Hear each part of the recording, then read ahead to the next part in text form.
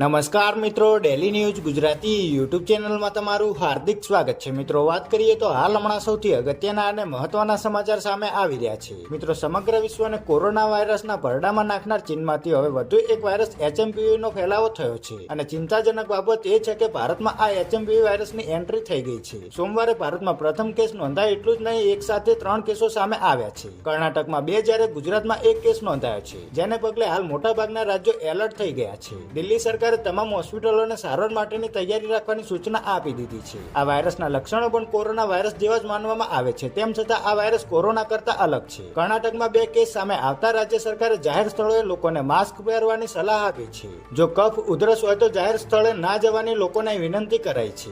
HMPV virus સંક્રમિત વ્યક્તિના સંપર્કમાં આવવાથી ફેલાય છે। વાયરસ હોય તેવી વસ્તુઓના સ્પર્શ કરવાથી પણ તેનો ચેપ લાગી શકે છે। જો કોઈ વ્યક્તિ આ વાયરસથી સંક્રમિત હોય અને તે છીંકે કે ઉધરસ આવે તો વાયરસના કીટાણુ હવામાં અન્ય વ્યક્તિ સુધી પહોંચી શકે છે। કોરોનાની જેમ આ વાયરસના સેમ્પલ પણ નાક અથવા તો ગળામાંથી લેવામાં આવે છે।